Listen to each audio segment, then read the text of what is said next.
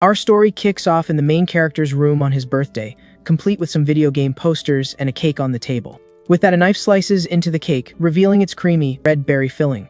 He takes a bite and yup, his face says it all, the taste is absolutely horrible. He furiously chucks the cake in the trash. That thing cost him a whole 29 yuan, money that would have been better spent on gacha pulls. Just then, our MC sees a post on his phone from someone giving thanks for a birthday cake. Staring at the screen, our guy wishes someone actually cared about him for real. He slumps back in his chair, bummed out, thinking it would be nice to get a simple, get well soon when he's sick. Then, he suddenly gets dizzy, collapses from the fever, and bemoans the fact that nobody is around to help him with such a simple wish. All of a sudden, he hears a strange noise, and a panicked man's voice cries out for help. A giant mouth full of sharp teeth appears out of nowhere, and the sheer size of the creature freaks him out. At that moment, a girl with dark hair tied up in a ponytail shows up on the scene. Our main character is suddenly a white-haired young man being attacked by a creature, but a powerful red bolt of lightning strikes the monster. The beast is engulfed in an intense red energy that seems to be disintegrating it bit by bit. A golden staff falls amidst the explosion as the creature's hand begins to vanish. Our young man watches the scene in shock, wondering what in the world just happened. If he just got isekai'd, as a woman's voice calls out, "Jiang." She approaches him on the ground and finishes his name, calling him Shio. With a furious look, she screams the last part of his name, P! And then she just decks him, chewing him out for running around recklessly in an interdimensional space. With that, our guy goes flying across the snow as the girl questions if he has a death wish. Lying on the ground in pain, he pieces it together. His new name is Jiang Xiaopai. It clicks instantly. This is just like those cliché stories. He's been transported to another world. This new place is the Star Martial continent, and it's buzzing with a bluish energy. The biggest difference in this world are the portals that connect to dimensions filled with fantastical creatures. Besides the monsters, a mysterious force called Star Force also flows out of these portals. As a result, a few lucky people gain the ability to perceive this power, becoming awakened. Potential of an awakened is measured by the number of star slots they have on their map, and the body he's currently borrowing belongs to Jiang Xiaopi, and awakened with a measly 9-star slots. The dark-haired girl then calls his name again. He recognizes her as Han Jiangshu, his stepsister, a prodigy with 30 star slots who's basically the chosen one. His sister helps him up from the snow while he complains about the cold, and a figure approaches them. Suddenly, a female voice yells out that she's finally found them. Our girl runs towards them, asking if Shu is okay. She hugs her friend, and our guy remembers that she is Xia Yan, a girl with 28 star slots. Xia Yan turns to him and teasingly calls him Little Pai Pai. She scolds him for running around in the interdimensional space, and he apologizes, embarrassed. The girl says his sister was extremely worried, and he promises not to do it again. He understands that his sister brought him here to train because the original owner of the body got cocky after awakening. During a hunt, he got lost and was running from 2 monsters, but Han Jiangshu saved him. Moment the MC senses something is off and stops dead in his tracks. He then remembers that his sister had only taken out one of the monsters chasing him. Just then, the second white monster appears before the group, and it does not look friendly. Our young man is completely terrified by the creature's surprise appearance. The beast lunges to attack. He yells for everyone to watch out. His sister pulls him to the ground to dodge, landing on top of him and making him blush. He turns beet red, flustered by how close his face is to his sister's. The older sister uses her ability, creating energy claws to attack the beast. Desolate Neat Wind, she launches a powerful attack against the white, furred monster. But she yells her friend's name, Xia Yan, asking for help in the battle. The brown-haired girl smiles confidently and says she gets the message. She uses her ability, Burning Flame, and her sword is engulfed in fire. She then swings her enormous flaming sword with all her might toward the creature. The attack lands a direct hit on the snow monster, which screams in pain from the impact.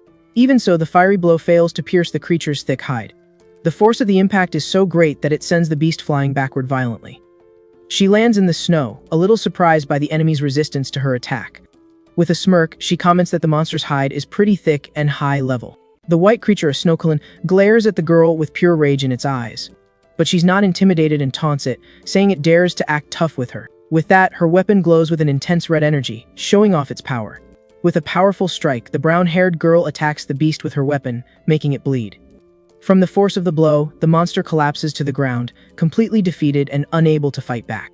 The protagonist watches, impressed that the two of them defeated the creature in just 2 hits. Face flushed, he's blown away, thinking this is the power of an awakened. The brown-haired girl lets out a sigh of relief after the intense battle is over. She turns to her friend and celebrates, saying their teamwork was flawless. But she's surprised to see our young man is still in his sister's arms. Jealous, she separates them and tells them to cut it out with the sibling moment. The older sister warns that the smell of blood will attract other monsters and they need to get out of there. He remembers the star beads that are inside the creatures and contain their abilities. He then realizes that the skills used in the fight came from absorbing these beads. The brown-haired girl calls him an academic failure and tells him to come closer. She's going to teach him how to check the creatures so he doesn't tick off his sister by flunking the exam. Holding a blue bead, she explains that no matter the creature, the item is always in the same place. He then asks if it's in the brain, and she confirms, saying that maybe he's not a total lost cause. The brown-haired girl explains that Snowculin's skulls are tough and require sharp tools. She says you have to find the right angle to be able to extract the item. With a grin, she shoves the dagger into the monster's head to pry it open. The blade then pierces the top of the creature's head in search of the star bead. She sticks her hand inside the monster's head, rummaging through the brain matter. But she finds nothing and laments that this Snowculin didn't have a bead. She then hands the dagger to our young man and tells him to practice on the other monster. He thinks to himself he's lived 25 years without ever gutting a fish, and now he has to do this. However, he remembers how dangerous this world is, and that he almost cashed in his chips the moment he arrived. With determination, he gets ready, knowing he won't survive if he can't handle this task. She says neither of the two Snowculins had a star bead. She explains that the beads are rare, and that an Awaken needs both talent and luck to find them. Our young man covers his mouth, feeling sick, but says he understood the lesson. His sister asks if he's okay and notices that he seems to have matured all of a sudden. With a hand on her chin, she wonders if his change in attitude was because of the slap she gave him. His sister calls him He Chow Pi, and he turns to her in the snow with a serious expression. She then hands him a star bead and says it's from a white gold shaman for him to absorb. Our young man is mesmerized by the intense glow of the bluish item in his hands. He thinks that with his 9 slots, he can only have 9 techniques in his entire life. He decides not to waste any time and starts absorbing the energy from the star bead. A large amount of blue energy envelops his body as he raises the orb. Suddenly, he's transported to a strange place and wonders where he is. A screen displays his information, and he questions the internal star map vision. He understands that he is inside his own consciousness and notes that he might have more than one star map. Soon, a detection message appears in front of him as he analyzes the situation. The screen shows that the item has 2 techniques and asks if he wants to merge and absorb them. He's shocked that he can merge 2 techniques into a single star slot. Without hesitating, he accepts the merge, as this is an ability no one else possesses. With his decision, the star bead shatters into several pieces, and its energy is released. Reality, his sister asks if he managed to get any new star techniques. Before he can answer, Xiao Yan warns that they've got trouble heading their way. The group tenses up as their friend explains that a hunting squad is coming toward them. Just then, a new uniformed group approaches, and a member reports that the Kulins have already been opened up by another team. Another squad member recalls they passed a decimated Kilin clan and questions if it was the same group. Their captain laments their bad luck since they found no younglings or beads, and worries about the head of the family. With a malicious grin, the leader tells his team to continue the search for the shaman younglings. He then says that if they run into the other team, they'll just take their star beads. That the enemy squad moves on after examining the defeated monster. The team walks away, leaving footprints behind in the soft mountain snow. Meanwhile, our group hides behind a tree to avoid being discovered. The protagonist wonders why they're so desperate for the Ghoul Shaman younglings and their beads. Yen explains that Ghoul Shamans are extremely rare compared to common white ghouls. On top of that, she reveals that in a clan of white ghouls, there is, at most, a single shaman. To top it all off, their beads contain healing techniques, which are the rarest of all. He's floored to learn that a shaman bead is worth 200,000, while a common one is worth 500. His sister warns him to be careful not only of creatures but also of humans in the interdimensional space. She reveals that awakened people also have beads, and their star force is more potent than that of the creatures. With that, our young man realizes there's a risk of being attacked by other humans in search of power. Totally bummed out, he understands why they were hiding, and can't believe he ended up in such a dangerous place. Just then, his sister gently pats his head and says they need to leave the area. The girl notes that it's getting dark and their star force is low, so they need to head back to base. The group then begins their long trek back through the snow, leaving footprints behind. As they walk through the icy landscape, the snow continues to fall on the trio of awakened. The older sister notices he's quiet and wonders if it's because he didn't manage to get a technique.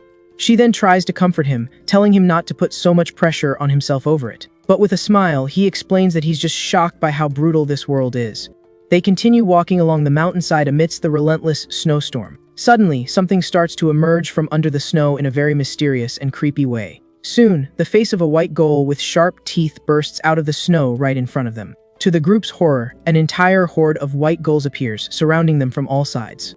The creatures stare down the group with their glowing eyes and expressions of pure rage. With that, the trio braces themselves to fight the horde of monsters that has them surrounded in the snow. Ishian is surprised as she counts 16 white ghouls and wonders where so many came from. The older sister finds it strange, as these creatures are usually solitary and don't travel in packs.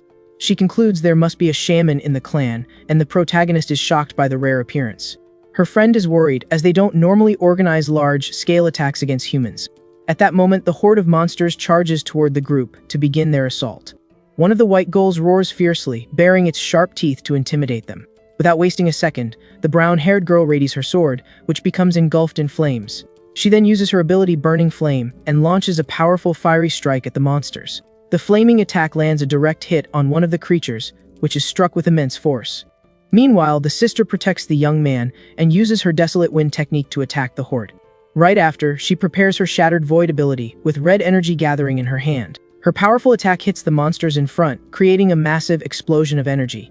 But one of the creatures manages to get past their defenses and charges toward our young man. The creature lunges with its sharp claws, ready to strike our defenseless MC. In that moment, the older sister looks at him with a very determined gaze. Without a second thought, she throws herself in front of him to protect him from the deadly blow. The monster's claws then strike her in the back, gravely injuring her in front of everyone. The force of the impact sends them both flying, tumbling down the mountainside. Their friend sees the scene and screams Shu Shu's name in terror. Our young man lands in the snow with his unconscious sister on top of him, not knowing what to do. He sees her blood staining the snow and is completely shocked by the situation. Lying in the snow, the girl doesn't respond, and the protagonist panics, screaming her name. But then he remembers the new star technique he just got called Blessing. Without hesitating, he uses the ability on his sister, and a warm light envelops her body. The dark-haired girl wakes up confused and wonders what that strange sensation is. She feels her body become light and float as if she were in an ocean of star force. Her back wound starts to itch as it heals rapidly from the new ability. Her whole body feels warm, as if she were in a very relaxing hot spring. With wide eyes, she is astonished by the sensation in her body. Her face then turns bright red as she says she's feeling super hot all over. With her whole body feeling flushed, she's still lying down making a super weird face because of the healing spell. Our MC is totally confused by her reaction, wondering what the heck is going on. But while he's distracted, some giant creatures start creeping up on them. And just like that, 3 of the creatures lunge at our MC and the girl.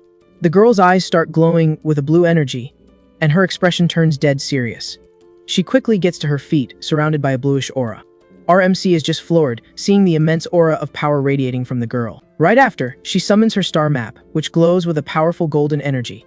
With her hand outstretched, the girl gathers a massive amount of red energy for an attack. Then, a vortex of power shoots out towards one of the white phantoms, scoring a direct hit. The girl remains still with a cold expression after launching her powerful strike against the beast. The ability then explodes with devastating force, wiping out one of the monsters from the horde. A system window pops up, informing him that he's earned 1 skill point for the first takedown. The young man is surprised and wonders what this new skill point thing is all about. Just then, their friend comes running up, relieved to see the other girl is okay. The older girl, with energy gathering in her hand, tells her friend to focus on the enemy. With that, fire energy begins to erupt from her hand. She then launches her explosive flame, landing a direct hit on one of the white monsters. The impact is so strong it sends the creature flying, tumbling through the snow. The sister warns with concern that their power won't last forever, and they need to take out the shaman first. In the middle of the horde, the staff-wielding shaman appears, surrounded by other creatures. Shaman bares its sharp teeth, ready to continue the assault. It begins to use its blessing ability to aid its companions. A bluish aura envelopes one of the injured monsters, and it begins to heal. In just a moment, the creature's body is completely regenerated by the healing magic. RMC realizes the shaman is healing all of them, so he yells for the sister to use her savage wind to launch him into the air. The girl complies, raising her hand to use her wind ability. A powerful gale immediately surrounds the MC's body, launching him skyward. Now airborne, the young man desperately scans the horde of monsters for the shaman. The young man focuses his gaze on his targets down below. He finally spots the shaman and its 2 guards in the snow and shouts that he's found them. Our MC then yells the shaman's location to his sister, 200 meters out. The girl says she got it and plants her feet in the snow, getting ready to run. With a focused expression, the young woman takes off at full speed in the direction the MC pointed out. Our MC doesn't waste any time either and starts running to help with the coordinated attack. Meanwhile, their friend charges through the snow with her sword. The brown-haired girl yells as she launches an attack, a massive aura of fire completely enveloping her. She unleashes her flame ability, creating a wave of fire that travels across the mountain. The powerful flaming attack travels so far that it's even detected by the shaman. The girl reveals herself to be just a decoy to distract them. At that moment, MC leaps towards the real target, yelling, "I got him!" The shaman stares down the approaching young man with a calm expression, showing no fear. Then the monster and its guards turn and charge furiously to attack the MC. Seeing the creatures charge him, the girls panic and scream the MC's name in desperation. In the air, our MC tries to defend himself from the creature's blow. MC quickly uses an ability called Dispel. His friend is stunned, realizing he used the same technique he absorbed from the shaman. His sister is just as confused, wondering how that could even be possible. She then remembers that the technique he absorbed was clearly a buffing spell, and not a magic, dispelling ability like the one he just used against the monster. With a smirk, our boy taunts the shaman, telling him he shouldn't get too cocky. From behind the shaman, he adds, "Do you really think you were the only one who could pull a bait and switch?" He then finishes off the monster, gaining a point and a new dagger mastery. With that, the shaman's body slumps into the snow as the last guard watches. Our MC stands tall, facing down the last remaining guard to finish the fight. Fuming with rage, the remaining monster bares its teeth and roars, its eyes glowing. But to our hero's surprise, the creature turns tail and runs, with its tail tucked between its legs. The MC sighs in relief, saying, "That was a close one," and sheaths his weapon. At that moment, his companions run up and ask if he's okay. His relative calls out to him and says he has some explaining to do about what just happened. Our MC looks awkward and averts his gaze, not knowing how to answer them. He then asks if they can talk about it once they're somewhere safe. The group starts a campfire to warm up from the cold night. Sitting around the fire, the mood between them seems pretty weird. The young woman says, "So, you got a dual star ability, and one of them is a medic type." Our MC wonders why she's reacting this way, and if she shouldn't be happy about it. The friend asks if he even understands what it means to become a medic type awakened. She explains that those who absorb techniques have a better chance of getting stronger ones, but combat types like her have no affinity for those skills, and she explains that for every 100 awakened, only one is a healer type. Our MC gets excited and asks, "Isn't that a good thing? It makes me super valuable, right?" With a serious look, his relative says he doesn't grasp what that truly means. The girl shows a badge and says the rules require teams of 4, and everyone wants a medic. Because even with just one technique, they determine the team's endurance and survival. With that, our MC is stunned as he finally understands the weight of his new position. The MC notices their concern and says that with his low aptitude, he won't be a target. He says that because he's a rare type, he'll be forced into dangerous missions, and the sister nods in agreement.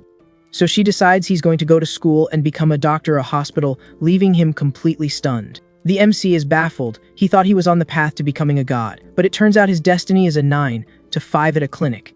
At this, the friend gets annoyed and says the other girl is being way too overprotective of the MC.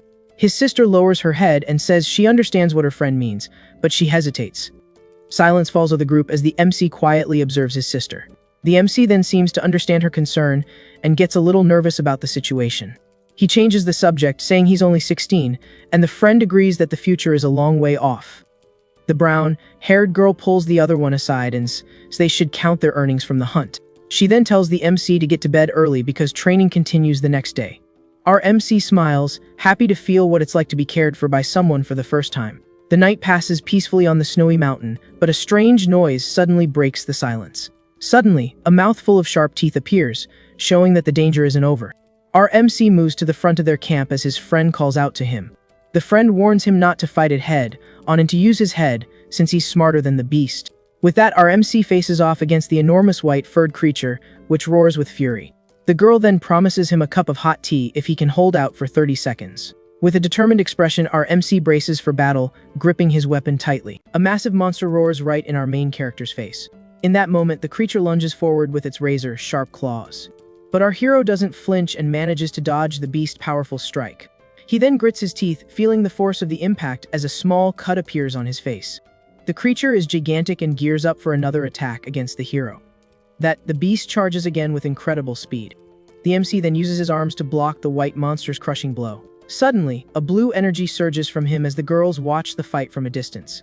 Meanwhile, the friend asks his sister if she's still salty about him absorbing the pearl. His sister replies that she's worried because the hero only has 9-star slots.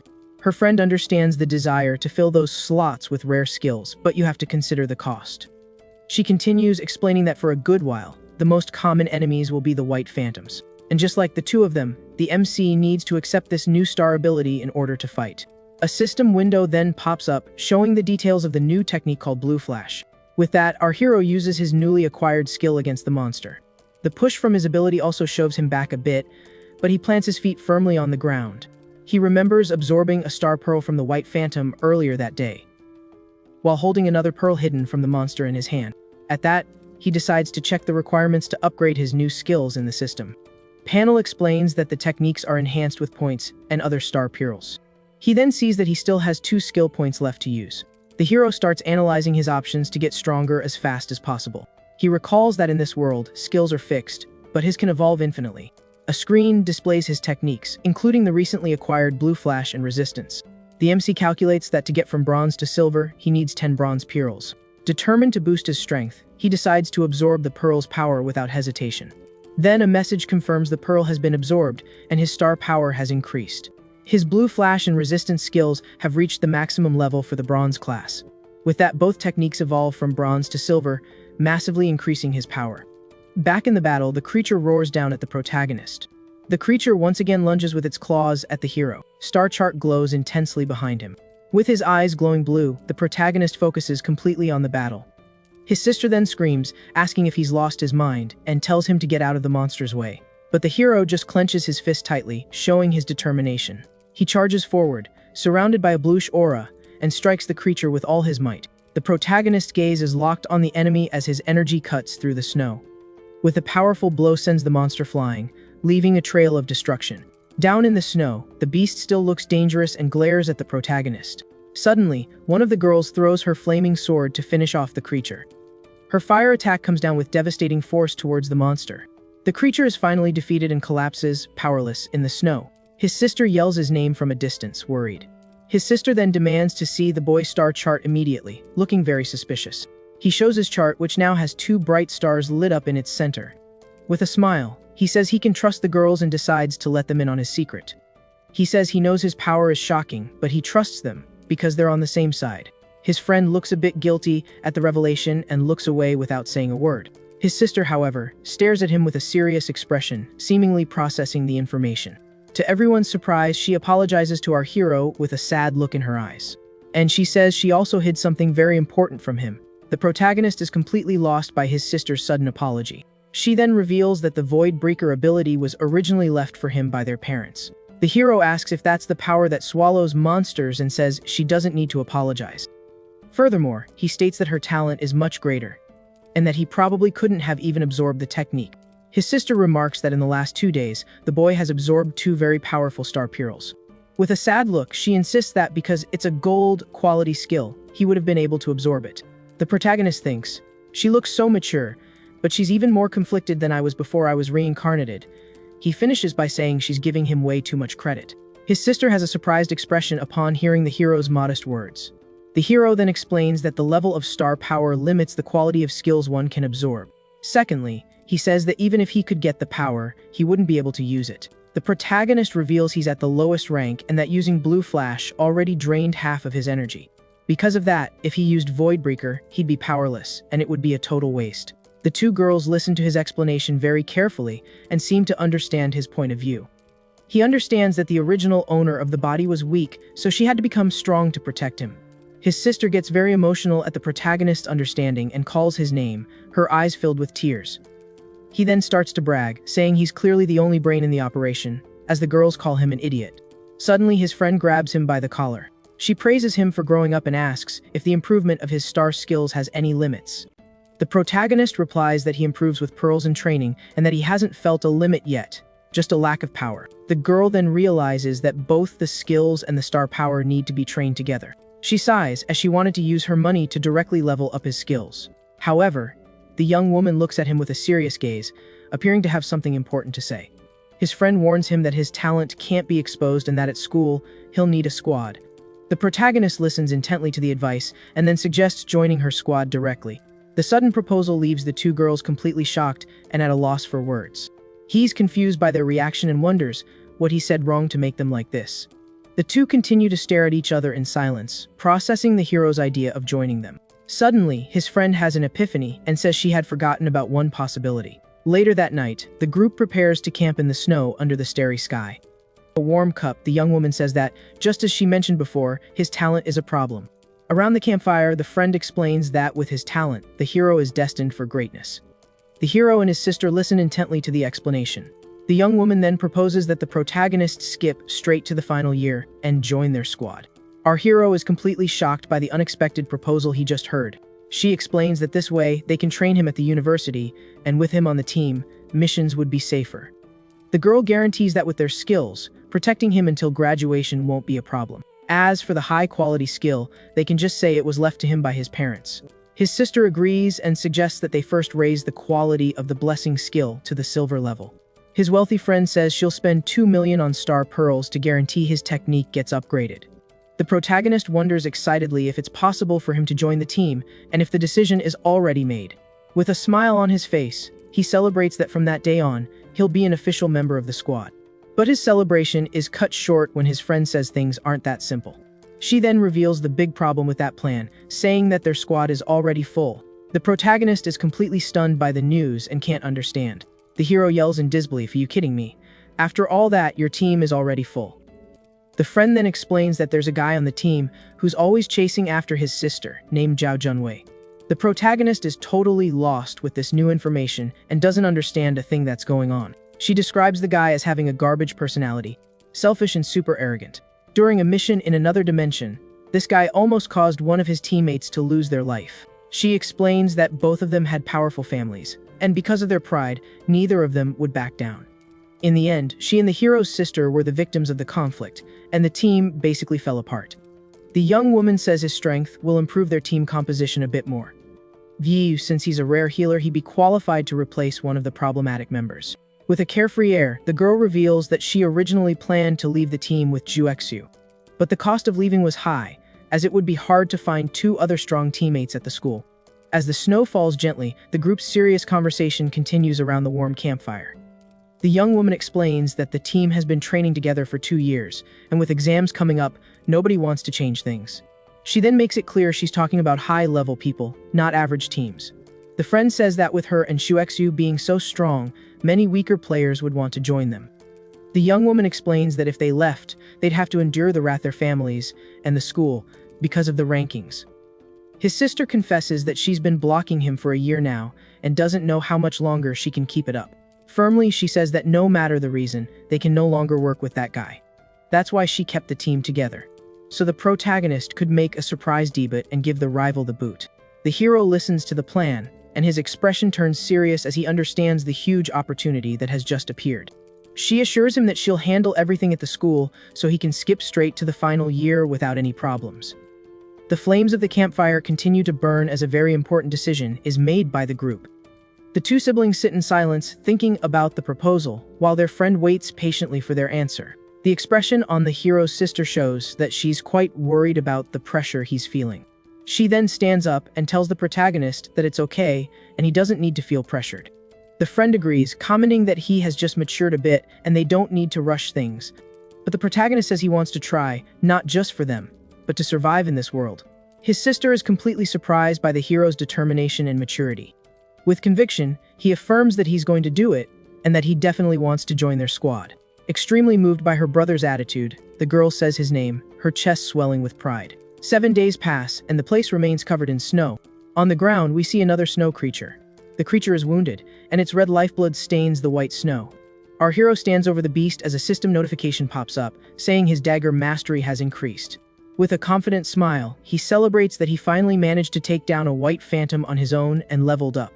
Nearby, his friend watches him closely, looking impressed with the hero's progress. Shivering from the cold, the girl compliments him and jokingly asks him to use his star power to warm her up a little.